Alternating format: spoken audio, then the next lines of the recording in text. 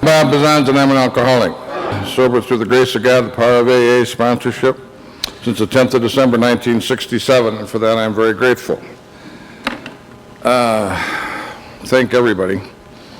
But this has not been an ordinary experience, and this is a conversation, my wife, to let you know that the level of neurosis that you are dealing with, it's almost up to the level of Charlie Carney's neurosis, and I'm not as articulate as Charlie, but I am as neurotic as Charlie. But I don't know if it was after Vince's talk. I guess I'm walking down the hall, and my wife is walking with me, and she says, "I know what you're thinking," which is not a good. When your wife says, "I know what you're thinking," or "we have to talk," it is never exactly what you want to hear. She said, "You're now comparing yourself to Ivester. You've gone through Howard. Howard had handouts. Everybody else is better prepared." And she says, "I just want you to feel free to drop that conversation." And but that's the conversation, I think, that keeps us active in Alcoholics Anonymous. It is the conversation of the ego.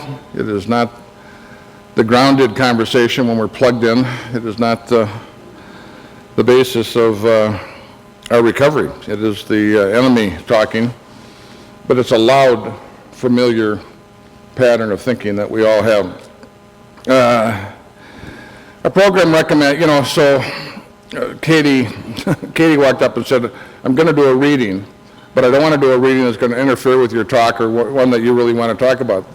If I picked a reading out of the big book that I want to talk about, it was the one that Katie read. It's my favorite paragraph, or two paragraphs in the big book, and I'm going to talk a little bit more about that later.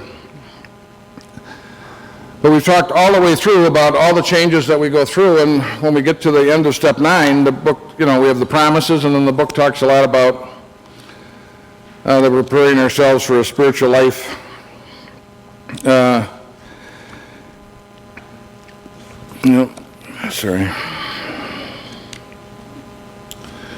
As the work of the first 9 steps, we prepare ourselves for the adventure of a new life. A continuous look at the assets and liabilities and a real desire to learn and grow are absolute necessities for us. So I was taught when I came in, I was 23 years old when I walked into AA, 24 by a week when I took my last drink. I was a guy who had, somewhat similar to Tom and the other speakers you've talked about, I had a lot of ability. I was a great starter. I interviewed well. I just had trouble living, and I could get most of the way through the process. Like Vince, I walked out of Notre Dame middle of my senior year. I was just a series of almost, which this room was full of. I mean, we just have these wonderful stories of surgeons and jet pilots and washed out teachers, and it is, but we are people of, I was just being with Gail reminded me, the talks have all been so wonderful. Ivester is one of the hardest men for me to be with in the world. He's one of the men I admire the most in the program of your heroes. Tom's one of my heroes.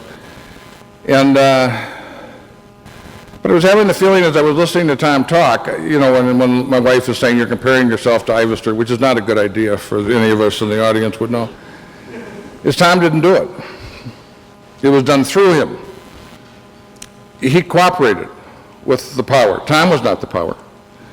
The other thing that I noticed so strongly about Ivester is he simply become himself. And the more I'm in Alcoholics Anonymous, if someone said, "What is the cost of alcoholism?" The cost of alcoholism is you don't get to live your life. You don't get to take the box, which is your gift, which most of us still have under the table in the box with the wrapping, with the ribbon still on it. You don't get to play your instrument. And I don't know if there's any more cost that you could have in life than not getting to play the instrument that you were intended to play in the orchestra of life. We'd all be diminished, I think, if Tom wasn't able to play his instrument. And we're a flawed group of people. There isn't any of us that end up perfect. But I think when you listen to the different people who have shared, they've become themselves. They've taken a journey, they've shed the things that were in their way for the journey, and they've simply been able to become themselves. Vince was talking about, he went back, he finished his education, he went back and he completed his relationship with his family. He and Pat do all that work. The thing I used to like about Vince used to drive around and give sandwiches. I think it was you, wasn't it, Vince, to go around to the homeless. You have all your sponsees that are into their own heads and involved with their own problems, and they would go around and pass out blankets and sandwiches to some of the people that were less fortunate. I mean, that wasn't who anybody thought we were when we were 25 and 30 years old. But lo and behold, as we take these steps, as we shed the things that are in our way, as the book talks about, they're about to be dispelled, and they were dispelled. And I love what Ivester talked about, that the step mechanics. We've seen an enormous amount of step work. We've never seen as much teaching about the steps as we have. Society's evolved. We're an oral society, and you can go back at the tape table and get all the tapes on Bob and Harry, Dick and Jane, and the 12 steps. And we're all looking for a tip, something that's going to be give us another piece of information. Almost no one in this room is missing any information. No, but our mind thinks we are. I mean, when we go to, when Joe and Charlie first started doing their deal and other people started to talk, there are certain people who are as good with Scott is as good with the book as anybody you're going to see. We all go with an expectation that we're going to learn something that's really going to make a difference. And most of the time it doesn't, because it's not a problem of information. Almost no one in this room is missing information about what our problems are in our life today. We may not be conscious to them, but we're not missing any information. And almost no one in this room is missing any information about what the solution is. But all of us have trouble doing it. I don't, but a lot of people.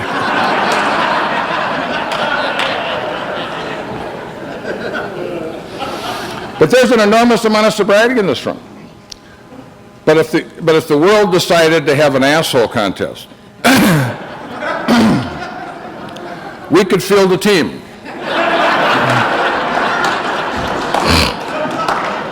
And I don't know if we'd win, but I think we'd be in the money.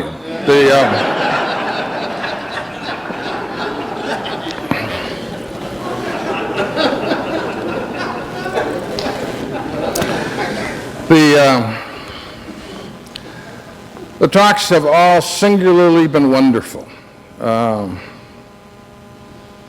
This is a conversation. Gail was talking about last night that there's something that you pulled out of her. She's given her history thing a lot of different places, but she's never quite gotten the response that she's gotten. And that's because of who's in this room. It makes an enormous difference about who you're communicating with. There's a two-way, there's a pitching and catching that goes on. And if you keep throwing a fastball and no one ever interacts with it, you just end up with a lot of balls behind, building up, or like playing tennis, all the balls are one side of the net, and it doesn't work. But that hasn't happened here this weekend. The magic of this weekend has been that we've been in a conversation about the program of Alcoholics Anonymous. And the talks have all been great. And I do compare myself, but that's a conversation that I've given myself more freedom today to ignore than I ever have. I can't stop the conversation. I don't invite it. I don't like it. But I can't do anything about it other than ignore it. Just like a playful child that whispers in my ear, it just doesn't mean anything. I go do that. Ralph, I figured, I hadn't heard Ralph before, so I figured he just got lucky. And, the rest of his talks might not be that good. I mean, the other guys I've heard, so, you do it. And Howard is kind of intimidating. Howard just did a wonderful job for me on the fourth step. I have a few, just wonderful. And some of the stuff you talked about, I'm going to use on an ongoing basis. And the idea that you gave me that I had never had is the idea that I could use sex. Now, I've substituted the word gambling or eating or shopping or spending money in different places in the book with guys, but the idea that sex inventory for anything that I use to drop out, anything that I use so I don't have to attend to life. I mean, that's the problem that we have. I mean, we have this noise in our head. When we listen and live in that noise, we aren't happy. There is no joy. So most of us have ways of dropping out. Some of them are pretty destructive, some of them are not so destructive. But we're living in a place, I mean, having an AA meeting in a casino is like waiting for a bus at a whorehouse. I mean, it is, you really have to be focused to, I suppose Bob figures if we have, we got 500 or 600 people, you lose 10 or 15, it isn't that big of a deal. Isn't that big of a deal, It's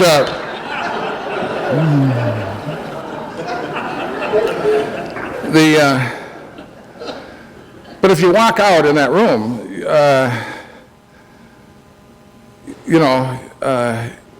it's about as good a visual of how much money and energy and life and spirit people need to expend to not address life. Now, none of us do that, so we should be able to pick up. But it's an ongoing, it really is an ongoing thing. Vince and Pat were extraordinary on step 8 and 9. I have heard them before, and I think the contribution that they do is marvelous. Charlie is, I love his humor, I love his sensitivity, I love his intellect, and so it's been quite an extraordinary contribution that we have had this weekend, and you've pulled out. I think there's a seriousness in this room, and it's been a great conversation. I don't know how many times I've heard Cliff, but it's been a lot. I've never heard him as strong. He gave the same talk 2 months ago when I was there in this geographic area, and the difference was extraordinary. Again, I think because of us and because of where he was at. I mean, listening to Cliff last night was like drinking out of a fire hydrant. It was clear, nothing in the way. I mean, it was just channeling through. It was as good a talk on the traditions without doing the and that's the difference. He just didn't run the traditions. He just didn't run the book. He just didn't, but he was the book. He was the experience. He was the principles. And that's the thing that, most of us need to do is get in touch with the principles. The spiritual principles are what are the solution to the dilemma. The dilemma we have is created almost entirely in our head. And by the time we take the 9th step, and there's been this tremendous change that Katie talked about. We aren't fighting anything. It's been a release. When we're tempted, we recoil. Those are not small things. We've been surrendered by that process. We've been surrendered by alcohol and drugs, and we're brought to the program. We're beaten up to a point where our ego is beaten down enough that we're teachable, that we listen. So most of us have a period of time where we talk about the honeymoon in Alcoholics Now. What's the honeymoon?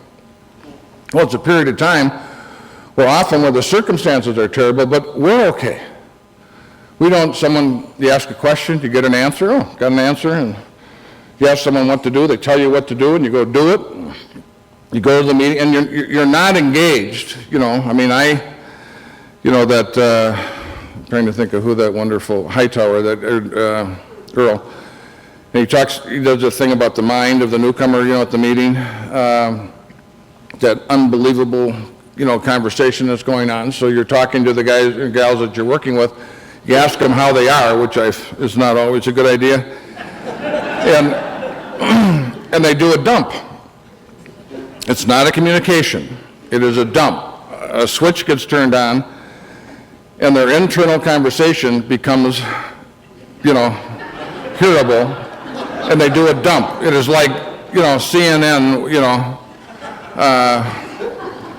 during the Peterson murder or something. It is just, I mean, it really is. I mean, if you want to listen to what's going on in your head, go turn on, wait till some event happens where that horrible deal where the guy shot up the shopping center, and then they do 15 continuous hours of conjecture.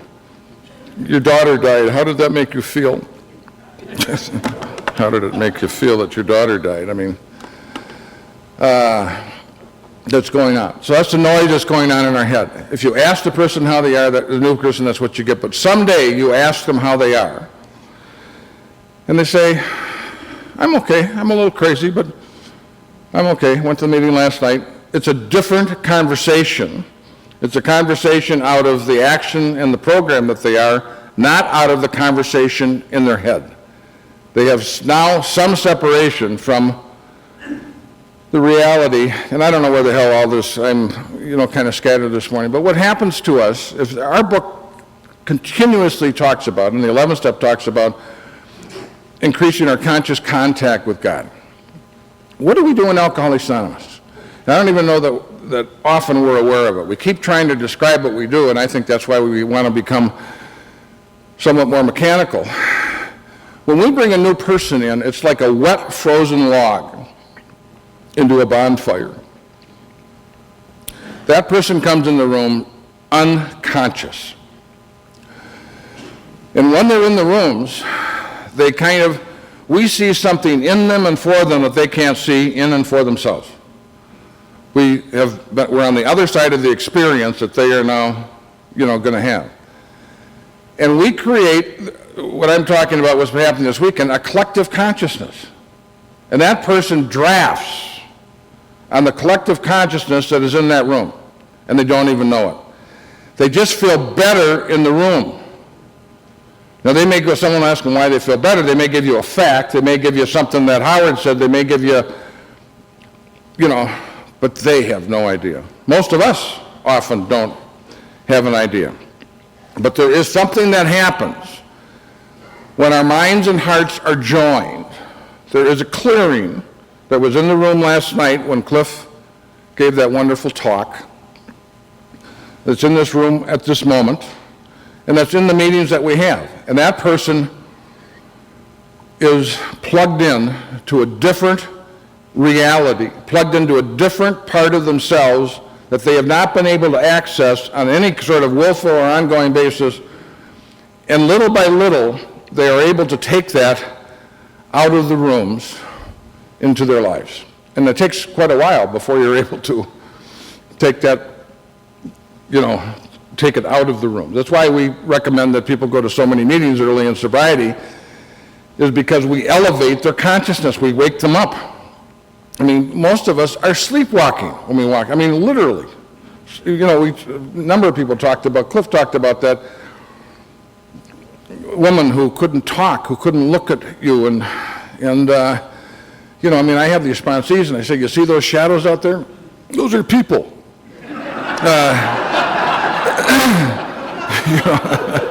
It's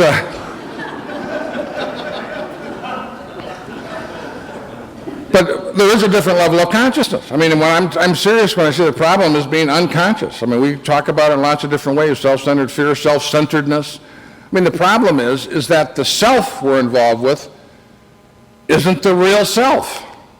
It's the false self. It's the ego. It's a construction. It's not who we are. If there was something that I could alter a little bit for us in Alcoholics Anonymous, is we're too connected to our stories. We're an oral society, and we love our stories, and we share our stories, but a lot of us have trouble escaping our stories. We come in here with the paradigm, and the box in the paradigm that we're involved in when we come in here is survival. Most of us just do enough to survive. If you need 30 grand a year to live, I mean, I have sponsees that if they accidentally make 25 in the first half year, they slow it down the second half so they can hit 30. It is, and they don't know if they're in a box called survival. They don't know they have a target. They don't know that this is going on. But they have trouble escaping the parameters that they feel are absolutely limiting their lives, the things that they don't do well, things that they can't do, things that they, and many of us sitting in the room have those same issues. We keep throwing our past forward and reliving it. The issues and problems we're dealing with in the room are not new. Hello, I mean, how old are they? Months? Give me a break. Is there anybody in the room with a reasonably certain at least 3 years old? And for those of us that are more mature, and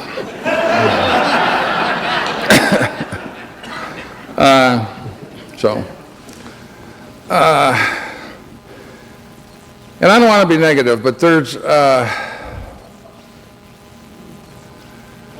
the dilemma for me has been for an awful long time, if I have a good program and I'm sober 20 or 25 or 30 years, why do I still have problems? But if the program works, why do I still have issues about overspending? Why do I still get angrier than is appropriate from time to time? Why do I,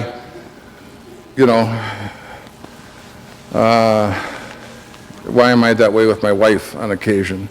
Well, I could tell you why that I'm with.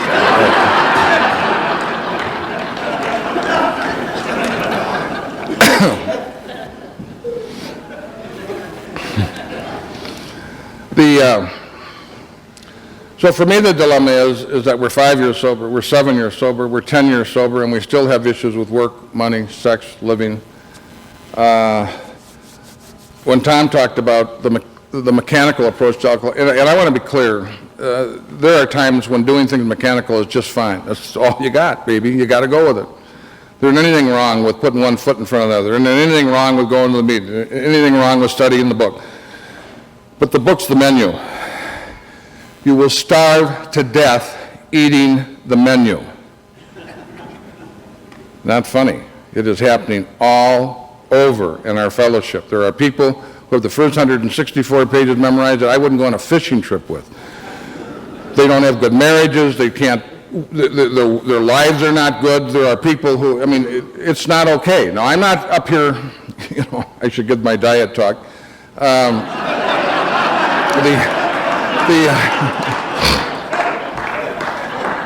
It's not that funny.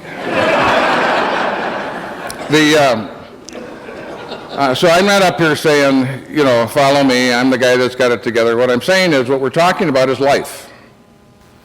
There's no one that's got a lock on life. We're talking about living life and talking about developing a relationship with the God of our understanding. Are there experts on that? That isn't the word I'd use. There are teachers, there are wise people, there are people who are more enlightened and more conscious and more awake than others, but no one owns the territory. So when you get up and everybody, they've got an answer for everything. Give me a break. It's just not so. There isn't, I'll tell you, if you're married with kids, you can't have an answer for everything. Life is fired at you at point blank range. There's no preparation for it. We keep trying to anticipate it, but the nature of life is it's very present.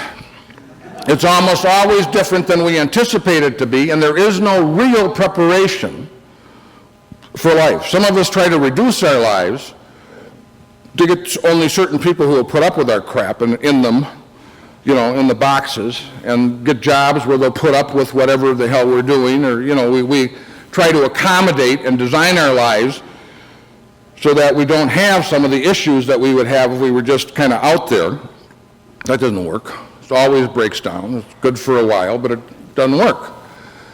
So what I'm talking about, and what I think is mostly the people in this room, are the practitioners, the journeymen and women of Alcoholics Anonymous, that are not perfect, but they're in the game. They got a helmet, they go to practice, they put the principles in action, they don't do it perfectly, but you can see what's going on. They aren't, and my early days in Alcoholics, it took me a much longer time than I'd like to admit for me to get in touch with what my defects of characters are. I didn't have a real good sense of that during my first year. My first inventory was a recitation of the things that were the most horrible things that I had done, the things that I thought separated me from everybody else in the world. And it wasn't into the causes and conditions, and it wasn't very insightful. During my second and third year, I got a pretty good list of what wasn't working. And for those of you who have heard me give my A talk, I had work issues. I had trouble getting up in the morning, I had trouble getting to work, I had trouble staying at work, and I had a little trouble working at work. Now, there are some people who don't have issues with that at all. They've got a work ethic, that's not their problem, they're on track. You could dump them in Alaska tomorrow and they're making, $35 an hour, doing great without an issue going on. I wasn't that guy. I had to grow up. I didn't grow up till I was 30. I was, enormous. Linda would not. I wish you weren't here. She would point out that there's a difference between getting taller and growing up.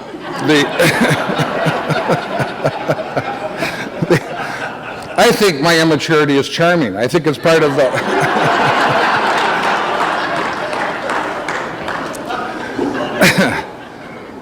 But as you well know, not everybody in my family would agree with that. I had a gambling problem. I spent, 5 hours a day, 6 days a week gambling, playing backgammon. I was making 5 to 10 grand a year playing backgammon, thought it was like a second job. I was angry and sometimes physical with my children. That's still one of the things today that I feel the worst about. And I've always spent right up, I spend a lot of money. I'm a materialist, deeply shallow, I think is how Pat was talking about it last night.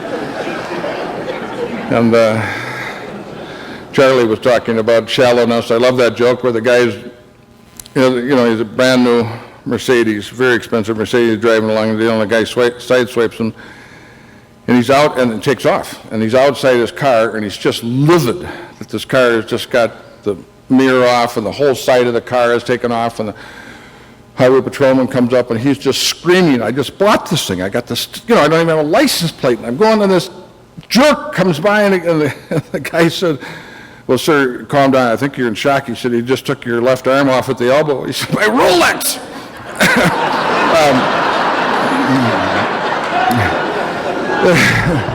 It is,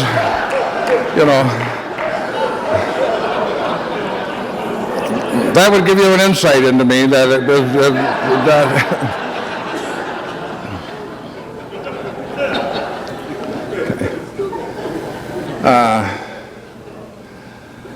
so in one way, the inventorying is,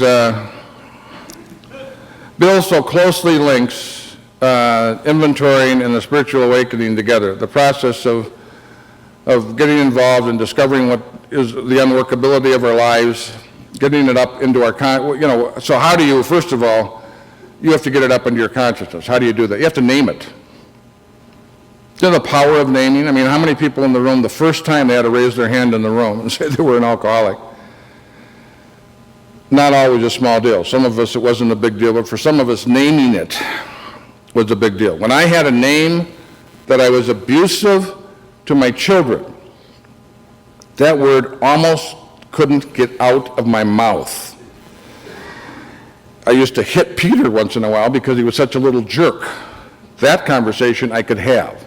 I know it's inappropriate, but if you had Peter and what do you think, and this is what he did, and he got thrown, that's a real different conversation than you are abusive. Once you name it, it rises in your consciousness and you can see it. And you then have an opportunity to interact with it and manage it. When it's in the garage with the door closed, you don't, it's in your unconscious. But once you see it, you can start to, manage it just with God's help in the program of Alcoholics Anonymous, and you can direct your will and intention to the use of the steps and apply it to that behavior. And that's where the movement comes. How does the ego go about doing an inventory? It just wants information.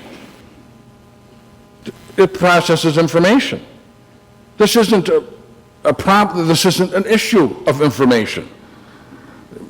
Everybody used the word transformation. This is not an improvement. This is closer to a sex change operation than it is an improvement. This is a major, it is a major shift. When you hear Jung talk about, with Roland, about the transformation, about all of a sudden the major ideas of a person's life were thrown out. All of a sudden, not over a year, all of a sudden. Okay? Do you think that happened to Ivester? Of course. That's why it's like the story of Christmas. You could listen to that, and we sit here and listen to that, the power of that. That's the power. The goofy part about it is that all of us in the room, to some degree, have had that experience. We've had the problem of drinking removed. Probably the biggest issue we've had in our lives has been removed. And the process by which it was removed is not the process today that we're using to get rid of the other issues in our lives. We're looking for more. How many of us got it removed by studying it? No, but it was a change of heart. The information's good. The fact that it was a disease, the fact that it was physical, mental, and spiritual, the fact that it affected me when I wasn't drinking were vital pieces of information to me. But what really happened is my heart changed. I heard something at a level that I hadn't heard before, and it altered me. And I'd heard it from doctors, I'd heard it from different people, but when I heard it with my heart, I drank twice after that, but it was very different.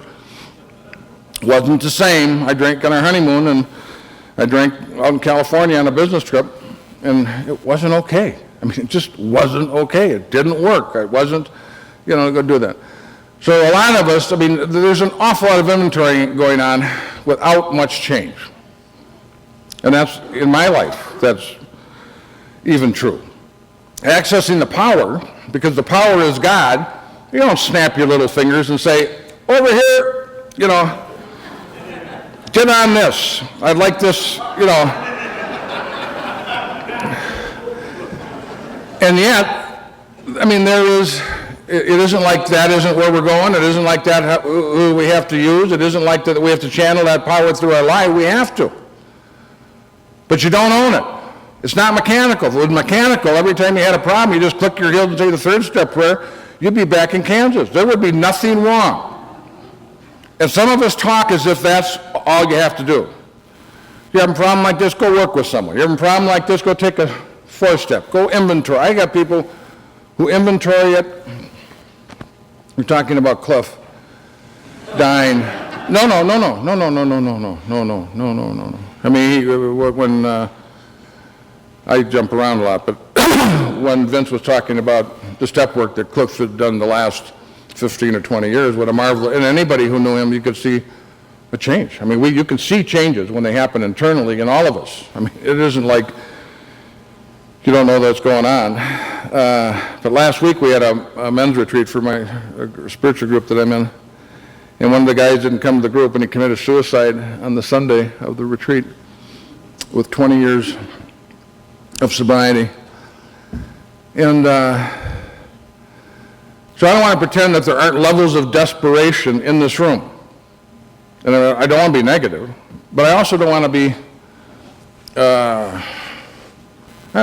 not honest. It's just life. It isn't right or wrong. It's just life. There are issues that we're all dealing with and we struggle with. So inventorying, the mechanical process of inventorying, whether it's a spot inventory or the inventory we do at the end of the day or the inventory that we do with our sponsor who we get together with, say, monthly for kind of a work session or whoever it is, or if it's a semi-annual house cleaning the book talks about, or if it's a retreat that people go and they do, another fourth and fifth step or whatever that is, those all are good things. The kind of instantaneous catching ourselves as we go through the day, with our defects of character, those are good things. You need an attitude. I sometimes think, if our primary purpose is to help the still suffering alcoholic, I understand why we have an ongoing conversation about if you don't do this, you're going to drink. For most of us in the room, that's not the issue. and I hesitate. It is the issue. It isn't like there aren't relapses. It isn't like we're not exposed to go drinking. It's not my issue on a day-to-day basis. I suspect if I get myself in a bad enough shape, it could become my issue. Or if I got stark raving nuts one day and had, the perfect storm, maybe I could get launched into taking a drink. I'd rather take a drink than commit suicide.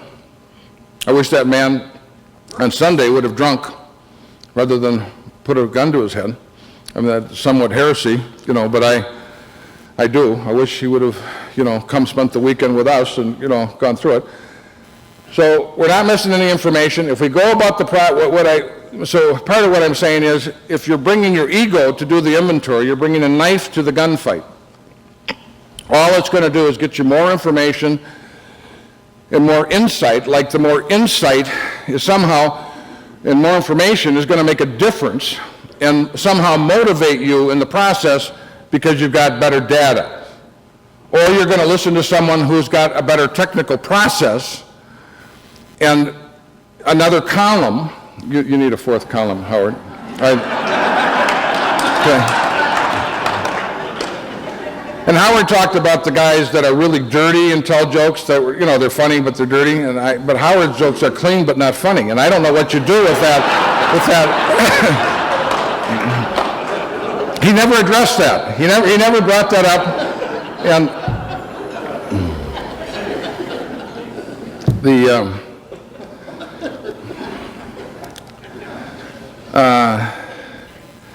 so the conversation that I'm involved with today, if you want to know what's going on in my life, is a conversation that is, how do I deal with the unworkability that's going on in my life today? And the way that really I deal with it is probably more an 11-step thing. I don't have any shortage of the conversation about what's wrong. That is as loud of conversation in my life as it can be. It is too loud a conversation. It is an inappropriate, negative.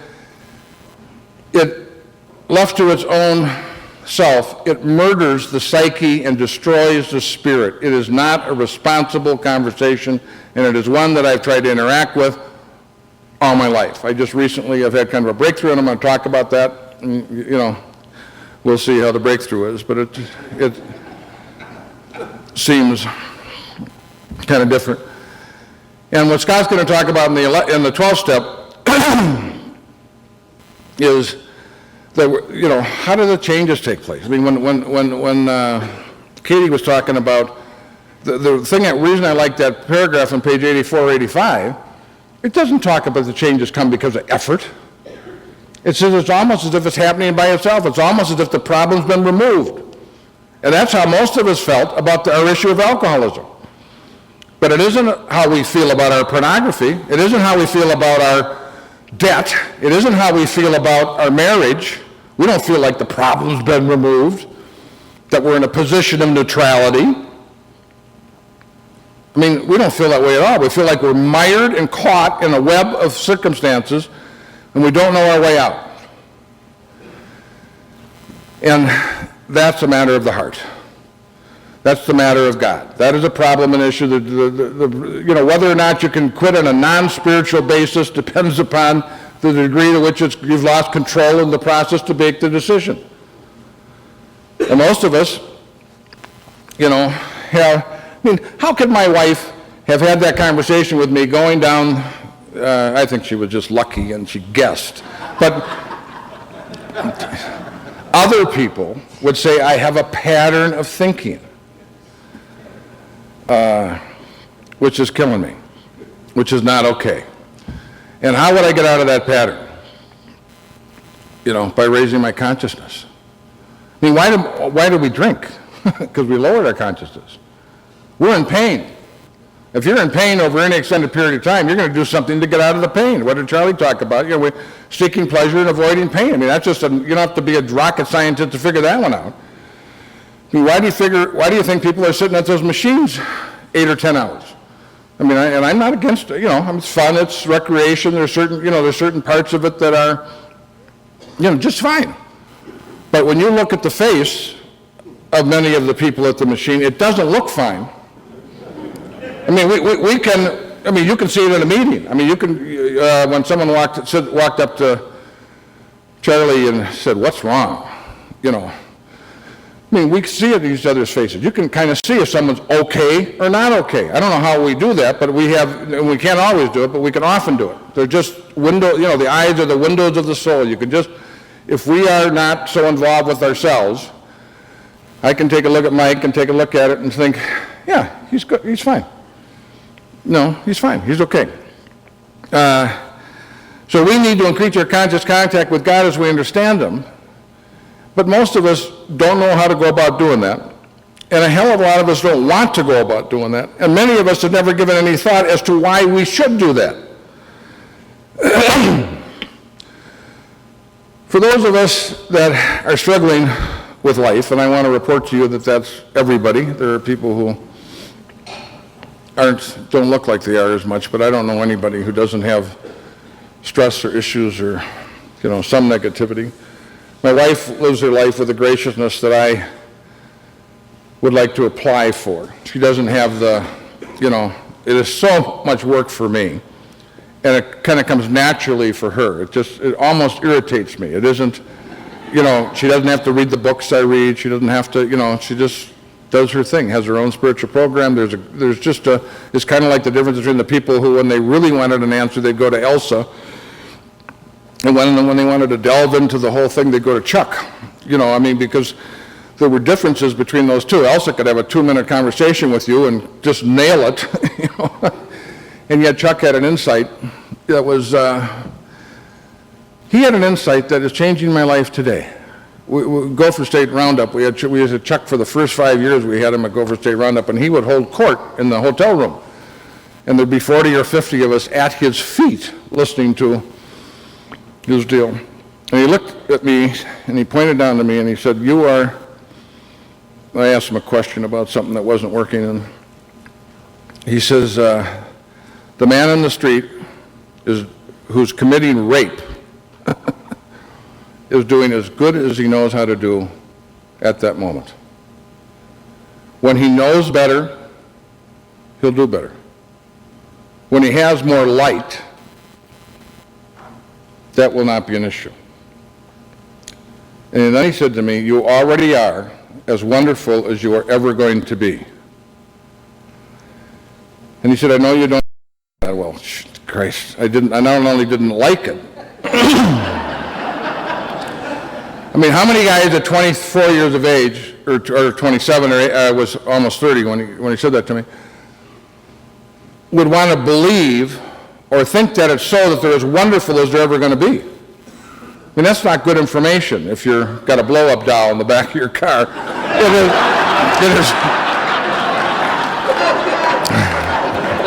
Yeah.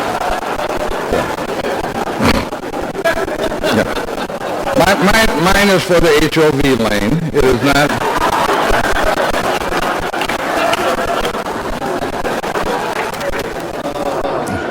And the oil on it is only because it gets coffee on it and it stains. But I believe that more today than I ever have in my entire life. I believe that the journey to finding God is a process of coming home. That there isn't anything to do. It is already done. As Chuck would say, what you're looking for, you're looking with. I never understood that when he said it either. So I think the problem that I have often is that I'm bringing the problem to the steps, not my heart. I'm bringing my intellect and my ego. I'm bringing the fact that I'm a bad guy who needs to be reshaped, corrected, improved, and that's been the change over the last couple of years that I want to talk about, and more recently. And that the solution is not information or technique or effort. How many people would if I sat you down and said, when you stopped drinking, did you use information, technique, and effort? That would not be how I think most of us would look backwards and describe. It's almost as if the problem fell away because of the process that we involved ourselves in the recovery. It just disappeared. It was no longer appropriate. We saw it in a way that we had not been able to see it before, and it elganoed. It just went away. It was removed. We're not tempted. When it comes up, we think, oh, no. I mean, it's like an automatic reaction. That's as a result of the surrender and the continuance of the work that we do in Alcoholics Anonymous to maintain that attitude. And most of us do a great job with respect to drinking and sobriety with the use of the spiritual principles. But then we have this conversation like, you can't do certain things or you're going to drink again. Most of the people in this room, myself included, who cross over our own lines are not going to drink immediately. We're just going to be jerks. We're just going to continue to hurt the people in our lives. When Howard talked about, my way of inventorying, if you're having trouble with the columns, just get your boss and your wife and your mom and dad, your brother and sisters, and a couple guys from your group and your sponsor, bring them over to the house and say, I'm having trouble identifying my defect of character. We have a step in AA, and I wonder if you'd help. Pass out pencils and paper, and you'd have a pretty good start, but most of us wouldn't call that meeting because we don't want to change. We don't think we can change. We think it's who we are. It's like killing ourselves. I mean, the ego's got a conversation with you. Look, Harry, go to the meetings. Take the steps, do the study, go to the conferences, but get this straight. This isn't changing. Talk about it, inventory it, pray about it, but this isn't changing. This is just the way it is. I don't care if you want to pretend it's going to change, that's great. If that helps you, that's fine. My first 8 years in Alcoholics Anonymous, I tried to change and failed, tried and failed, but I still grew. But there comes a time where if you're going to grow, you got to change. You got to deal with the gambling problem and the anger problem and the money problem and the spouse problem, or it's going to stop you. At that point, you got two roads to go on. You either continue on the road that Tom talked about and Howard talked about, everybody's talked about this weekend. You either pick the road of recovery and become a man or a woman in your recovery, the 6th and the 7th step, an adult rather than a child, and you take a road and say, I'm going to try to become the man or woman that I'm supposed to be in my own life. Or you build an addition onto your house to accommodate the problem. Gamblers hang out with the gamblers, chasers hang out with the chasers, and you train the people in your life. We'll talk about the steps, traditions, and concepts, but you stay out of my face, I'll stay out of yours. Deal? Bad deal. You'd rather have a person who you'd say to, if you see me where I'm really out of line, please nicely grab me for a cup of coffee, and and say to me, you really seem like you're out of sorts. I promise not to kill you. I may have a bad immediate reaction, but it will not affect our friendship. And I've got 3 or 4 of those in my life, and those are the most, those are the conversations that you catch up. I didn't have a chance to do, Larry and I had a 2-minute conversation. Howard and I had a 5-minute, Daryl. Well, you just check in. And what they want to know is, how is it? So I'm saying, well, mostly good. I've made 4 or 5 business decisions the last 2 or 3 years, and I'm jammed up financially, but mostly okay. Now that's a check-in.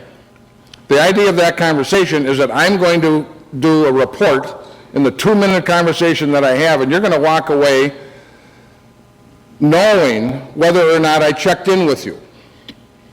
It isn't, I don't have to do a fifth step. It's just a couple of fellow travelers having a conversation about how it's going. I don't get any tips. Okay, they know I'm a traveler. They know that I've been traveling for a while. They know that I'll probably figure it out, and I've got 3 or 4 guys or gals on my list. I got a spiritual advisor and a sponsor, and I go to meetings. They know that somehow I may be struggling, but they know that I'm on the path in the game with my helmet, and I'm a player. And they're just checking in and it's confirmation for all of us that it isn't perfect, but I'm living in the solution. And this is what I'm doing. So the only way that we will be able to, if we don't improve our consciousness, which is the purpose of the 11th step, we're doomed to continue to do what we've been doing, some of which is fine, but much of which doesn't work. And the only way that we will change the things that don't work, I think effectively, is how we changed is how we got out of the problem with drugs and alcohol. Is we have to have a spiritual awakening. We have to raise our consciousness. Why do we go out to the slot machines? Why do we do all the different things that we do in our life to avoid life? Is to avoid pain. Alcohol worked. It lowered your consciousness. It dumbed us down. How do we get well? How do we start to experience the joy? How did the change happen? By raising our consciousness. And in the raising of our consciousness, we have a connection with our God self, with our higher power. And in that space, there is no pain. There's a clearing. Maybe not right at this moment, but about 15 minutes ago in the conversation that we're having, there was just this, in the same thing, it was like almost throughout Cliff's talk last night, there was a clearing. It was okay. For everybody, it was okay. It wasn't, we didn't have our focus on the little chicken crap things that catches our attention all the time when we walked in the room. We were present. We were in the presence of our higher power. We were listening to a spiritual conversation, and it was okay. And, really quite wonderful. And the wonderful part about our program is that it's not just a program of abstinence. It's not just, we say it's physical, but it's also mental and spiritual. Once we take our last drink or drug, what we do is we use the steps to change, to find a different way to live. And in that process of finding a different way to live, we have an awakening. And the more awake we are, the more we can see things. The more we can see things, the more we can interact with them, manage them, and the more we have an opportunity to guide our lives and to get rid of the things that are unworkable. Most of us are far too attached to our past. We talk about our past and we talk about our story as if it really exists rather than it's a construction. We talk about ourselves as if it really exists rather than a construction. Goodbye, Sam. But it's really a construction. All our past is a reservoir of memory. It's just a library of thoughts. What makes it our past and what makes it our story and what makes it ourselves is our interpretation. We go into that library and we pick out certain books and make certain decisions about ourselves. We construct our past. We construct who we think we are. I mean, one of the most powerful conversations I had about my abusive relationship with especially Peter, was one day I got into the idea that if there were 10 men that were Peter's fathers, only one would strike Peter. Or 2, I don't know what the statistics are, but not 10. So where's the problem? Is the problem because Peter got thrown out of school? Is the problem because Peter got arrested? Is the problem? No. The problem, if my brother was Peter's father, he would not be abusive with Peter. Is the problem because my father acted that way with me? No. He acted that way with a number of us. And he was a wonderful man. That does not typify my father, but in those days, if you got in trouble, you got batted around a little bit. And it wasn't the worst thing in the world. It wasn't the best thing in the world, but it wasn't the end of the world. But when you realize, I can remember when Peter, I don't know if I should tell this story or not tell this story, but I'll tell the story. Peter started to be angry and somewhat abusive to his younger brother. And I was looking at that, and that was Norb to Bob, Bob to Peter, Peter to Daniel. And I said, this crap's going to stop. And I brought him to a psychologist, and we went in to do some work on anger. We worked for an entire day. And the 2 things this guy asked me, he said, were you an angry kid? I said, no. He said, when did you become angry? He said, I'll bet you $1 it was when you became a father. And it was like someone punched me in the chest. I had a computer program in the library marked Dad, and I never booted it up until I became a father. And all of a sudden, when I'm a dad, I take the disk out, shove it in the computer, boot it up, and I've got a whole bunch of conditioned thinking that's going on in this thing, and all this responsibility, and I've got patterns, and I'm just doing what my dad did. And the other thing that he told me that was so powerful for me, he said, angry people are blamers. He said, angry people always know what's wrong with the other person, and the more angry they are, it gives them permission, the more you're at fault, is it gives me permission to be more angry. So if if the waitress spills coffee on your shoes, she just made a mistake, no big deal. If you're rageful, you think she did it on purpose, she's a lousy waitress, she's done it before, and that gives us permission to go into that. So the process of inventorying, I think we need to not just bring our ego and intellect to it, we need to bring our heart to the process. What we're looking for is to get connected to our God selves. The place that I'm going to end up, and this is the change that has happened for me that I think has made an enormous difference, is I am not a broken person, a bad guy, trying to minimize my defects of character. I believe my defects of character are patterns of thought that don't serve me. They aren't muscle, they aren't tissue, they aren't part of my being. They are simply habits and thoughts that are not part of my God self, but that I've been conditioned over a period of time and I use and they don't work. Now, can you change habits and thoughts? Pretty easily. But in order to change them, you have to become aware of them. How do you become aware of them? The book talks about looking at our motivation, doing inventorying, taking a look at what doesn't work. Emotions. Most of us are trying to change our emotions. I'm an angry guy. Our emotions are the warning signals. They're just fine. There aren't any particularly bad emotions. We don't interact with them well. But what the emotions are is that there's signals, like the rough part of the, when you're driving on a highway on the shoulder, they have those ribs that they put on the shoulders that kind of wake you up when you go do that. That's what emotions are. Emotions are the body's reaction to thoughts that we have. And rather than being bad, what they are is the warning signals that we're getting off the track of our spiritual connection. Once our emotional contact gets to a certain point, we have trouble staying in the game. But if we would to take a look at our emotions and be more friendly with our emotions and understand that they are simply our soul saying, slow down, Tiger, don't do this. You don't have to go there. This is just, it's a warning signal to wake you up and say, stay centered. Stay in the moment. Because each of us has a story and a pattern of thought that the moment we have that reaction, we get caught up and pulled aside. We think it's new. I mean, how much conditioned thinking do we have? Most of the guys that I read talk about, they think that our patterns of thought are like 95% repetitive. Ask your wife. Ask your husband when you're in front of the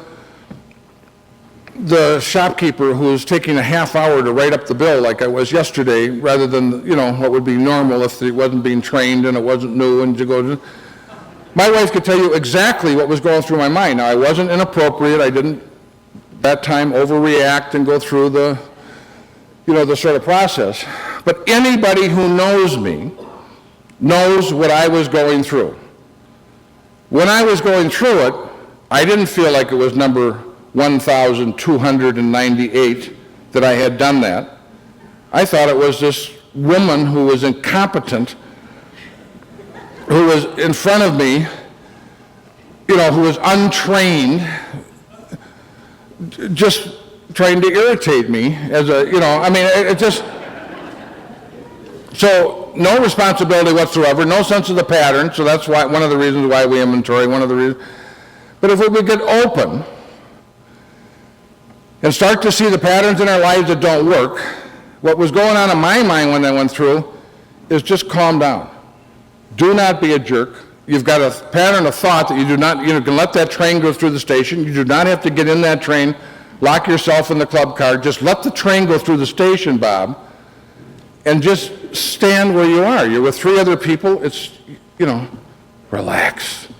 Just be here right now. But most of us have conditioned where we don't even think about that. It just gets collapsed. For most of us, in those moments, the reality is printed on your eyeball. There is no space. The increase in consciousness happens when you get it off your eyeball and you get it out here, where I can take a look at it and say, something's wrong. I haven't had that thought in a long time. This is nuts. You need to go to a meeting, go to a movie, talk to your wife, talk to your sponsor. Just let's not pay attention. Let's not interact with that. I don't have to interact with that. So if we're going to access, and lastly, before I get into kind of the last thing I want to say, I think our society today is about as sick as it has ever been. The good news is I think there's a lot of profoundly spiritual things that are going on. There's increased interest in spirituality, meditation. I think there's a dedication to taking the steps and working with others and doing things that I see around our meetings that I think are wonderful and going on. But I want us to know, and I want me to know, that I am living my life in a 40-mile-an-hour wind. That when you can sit in your room on the internet and have sex, gambling, and drugs. You can order drugs in these days. I mean, it's just the damnedest thing I've ever seen. I mean, you could, get OxyContin over the internet. You can gamble so you can lose all your money and never leave your bedroom. You can, our society today is as commercialized and as capitalistic as it has ever been. We just have seen the most profound example of that with this mortgage crisis. I mean, if the financial industries of our country 40 years ago would no more have done what happened in the last 2 or 3 years, I mean, they'd be in jail. It was pandering. It was intentional. I mean, they just, everybody, there was just enough blame to go around to everybody. And the damage that they've caused, the economic and personal damage that was caused by the greed of the people who are trying to do that, it's just phenomenal. And most of us can't, when you get put in front of those sorts of temptations about getting a 105% mortgage and rationalizing that it's today it's a 4%. I got a 4% loan, like never think that it might go to 8 or 9 or, might have to make a full payment or, reverse mortgages. I mean, this is the industry I'm in. It is just ungodly that, you go in there. We are exposed to 200 or 300 commercials a day, magazines, television. Commercials used to give information back in the old days. What they do now, they just show the product and a pair of breasts. I mean, it is just, they lock it up. And the clear message is if you don't have this product, if you're not okay, something's wrong with you. If you want to improve who you are, it's all about, younger women, faster horses, more money, bigger houses. I mean, that's what it's about. I mean, the message is you're not okay the way you are.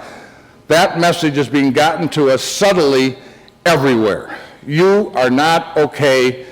You need this pair of sunglasses. I mean, I go over to the sober house. I mean, these guys and gals often don't have, guys that I work with in the house, don't have, many of them don't have jobs or they have sober jobs, but they all have the latest cell phone. I mean, they could not literally exist without, and today it might be necessary to have a cell phone, but you look at it, they almost couldn't exist without, they've got Starbucks cups. I buy my coffees half the time at Super America for 69 cents. They have, they're sitting there with a $3 coffee, and it's just invisible that if a $3 coffee is a $100 a month issue.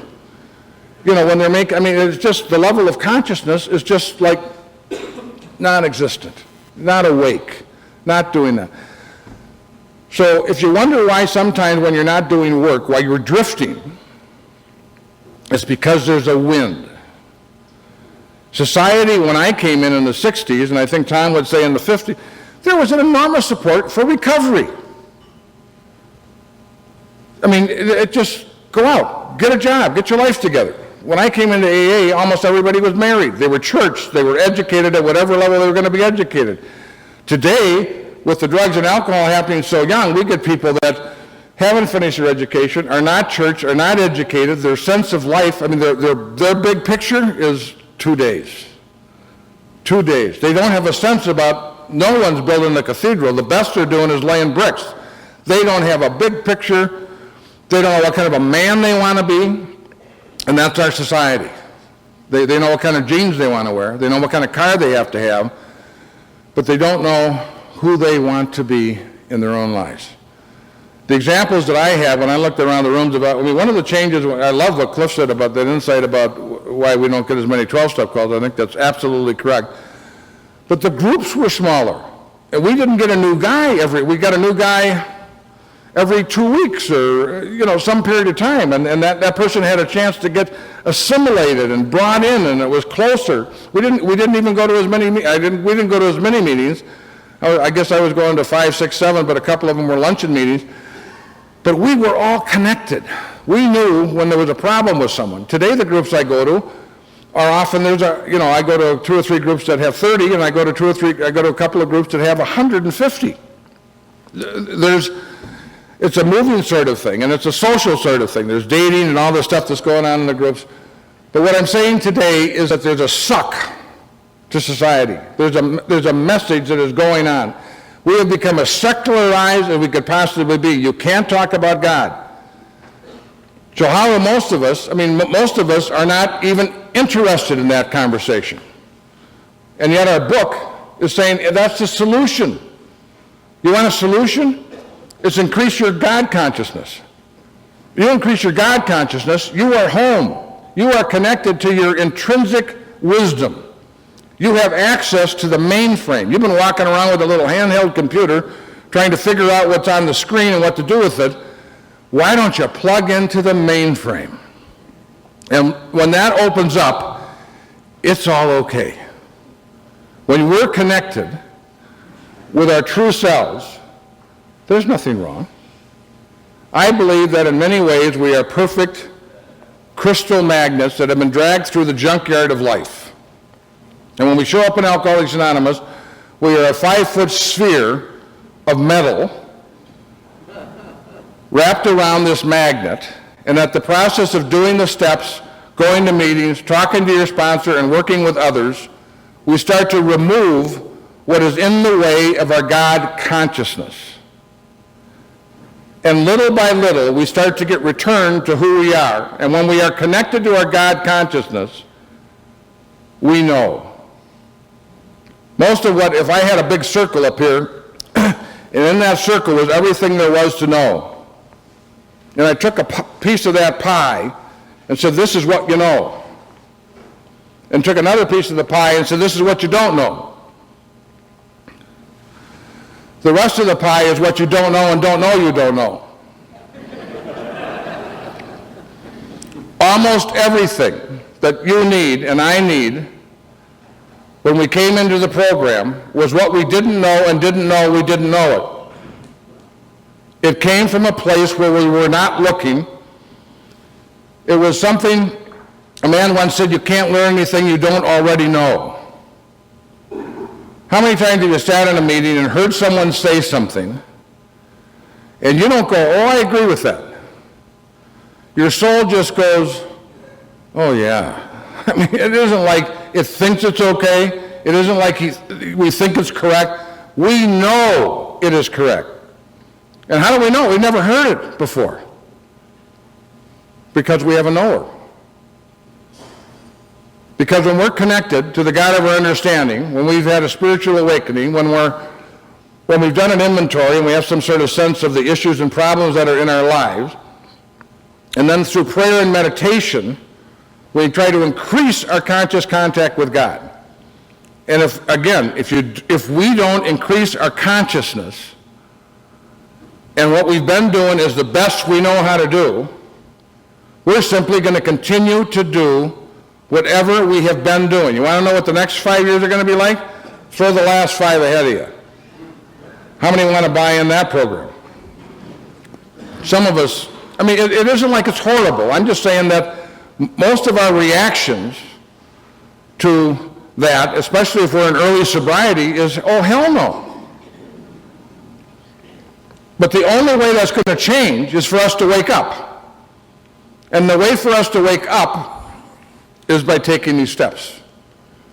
But taking them in a way that you don't just bring your head to the process.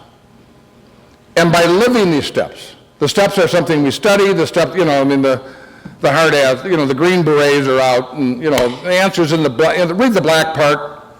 You want an answer, it's in the black part. You know, I mean, it's like they think God wrote the big book and Bill wrote the 12 and 12 in his office. Like it isn't, you know, like everything you need to know is just in the 164 pages. This is the answer. It's on page 83. There's no question about it. There is a question about it. It's a signpost, and where it points is to God, not to your head, not to the intellect. The information is, and insight is helpful, but it is not powerful enough to bring about the change, because we have passed the point where information is going to have, or insight is going to have any effect on our lives.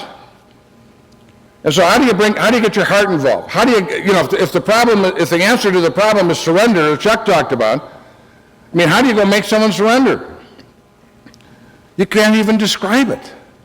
You can dance around it, you can have a conversation, and I think in the magical moments, we can have an experience of that, but it's of God.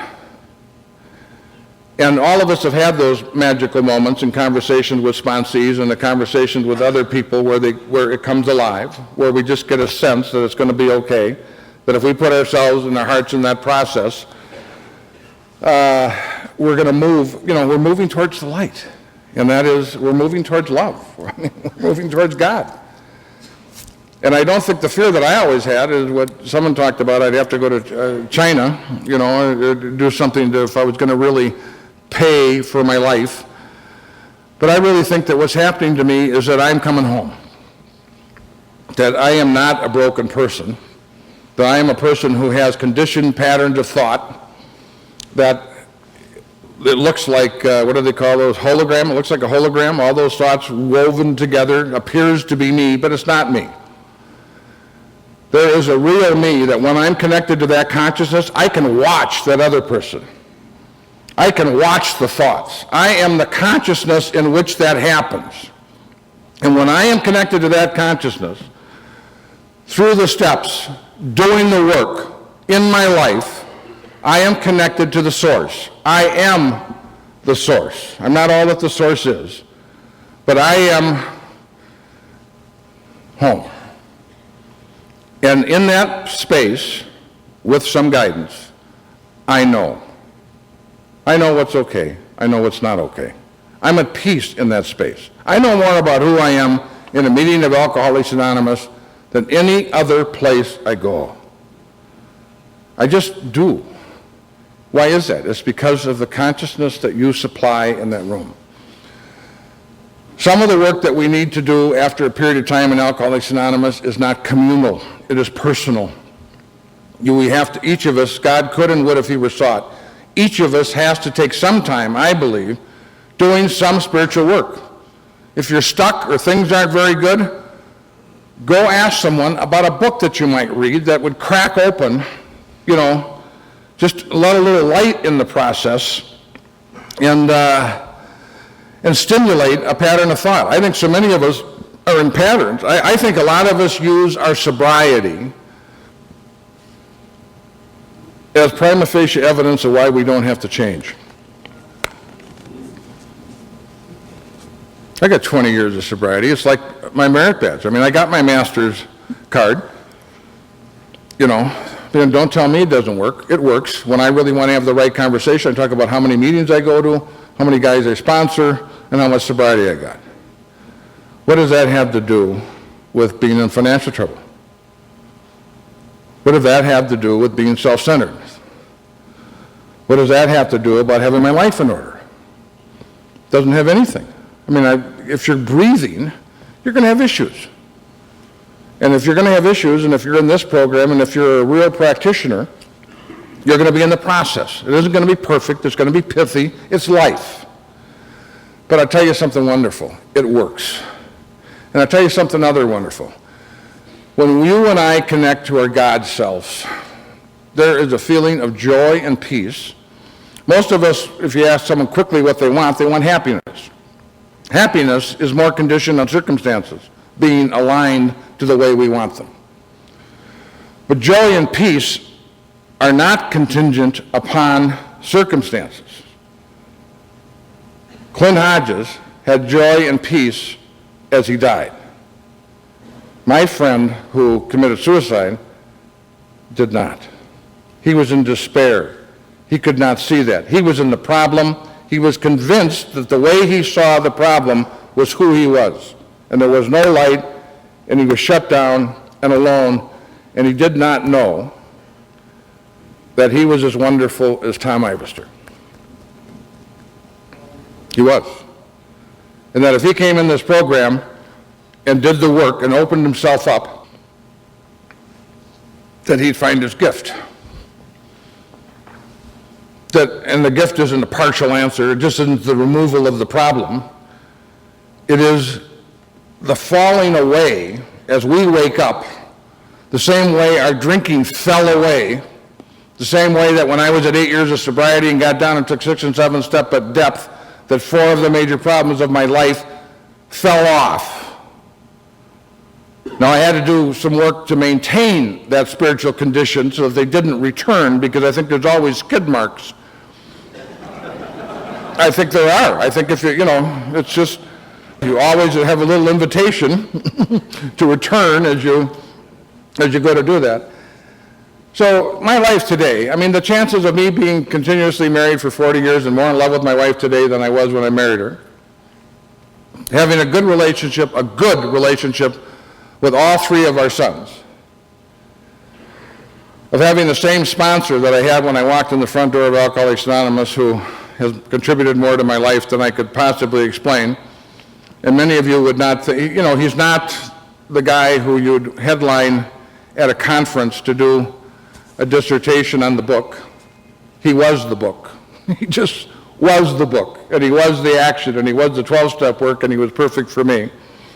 So I've been just given, how do you explain it? How many of us get the question, do you still go to meetings?